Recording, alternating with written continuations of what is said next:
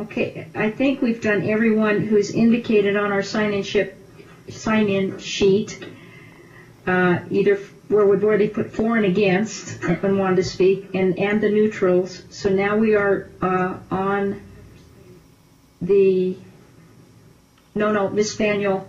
No. I'm going with the Miss Spaniel. We're going on the. Okay. At the end, can I say something? We need to go. It's really important about something that happened right after the meeting yesterday. We're going to go through the sign-in sheet and certainly into public comment. Oh, okay. I thought you were done with the sign-in sheet. No. We're still trying to work it. Thank you. The next three would be Ms. Goodman, Mr. Stebbins, and it looks like Joyce Rogers. And I'm sorry if I'm saying this wrong. And so you can correct me. Please state your name, spell your name, and if you have an affiliation, certainly include that as well, and then proceed.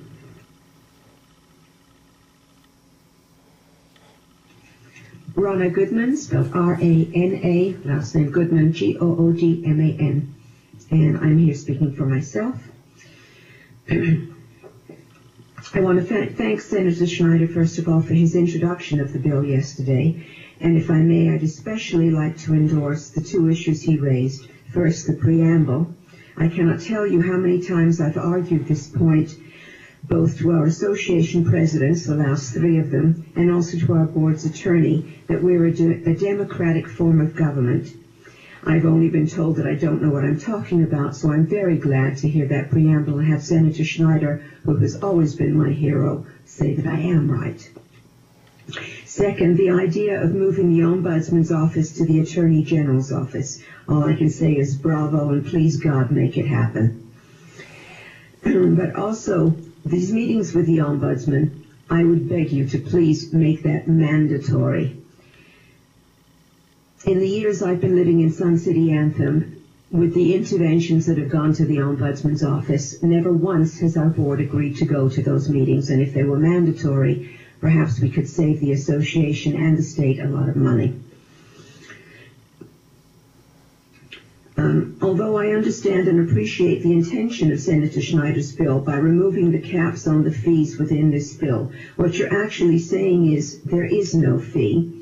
But unintentionally you make the assumption that management companies, the CIC or whoever is setting the fees, are fair-minded, kind people. We have learned only too well this is not always the case. Often it's ripe for retaliatory action from someone who has a grudge with a person asking for documents, or you're leaving it to the personality of the CAM or the person at the desk at the time. I found out firsthand with my own management company. One CAM who was very nice often gave me documents that I had requested at no charge. Then when the CAM changed and I requested to see a particular file that the board didn't wish me to see, I was invited into the conference room and presented with a pile of 8 file boxes and told to have at it at $10 an hour. The file I needed was there with 5 pages in it. The box was unmarked. NRS 116 says documents are to be kept in an organized fashion, and this management company is one of the largest in our state. It should have been organized and alphabetized, but it wasn't. Sun City Anthem has now added a new rules document request for request requirements, and I've sent this up to you. I'd like you to see the spirit of kindness.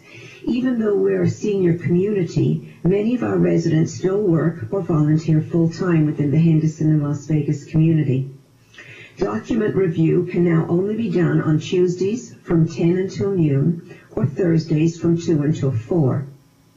The review rates are still $10 an hour, and they're paid in 30-minute increments with a deposit of 1 hour in advance.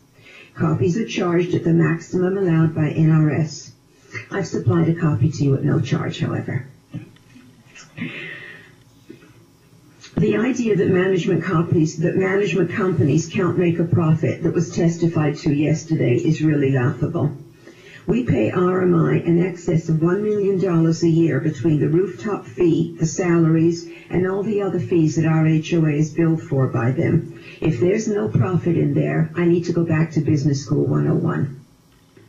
In closing, I would like to ask you to please keep in mind the fact that many times Homeowners have to deal with bully boards taking advantage of ambiguous terms in NRS 116. These laws need to be more specifically written, and I understand and appreciate Senator Snyder's intent, but I know that if not spelled out in the law, it will be interpreted the way the boards wish it to be, not the way Senator Snyder or this Senate body intended it to be. Thank you for your time.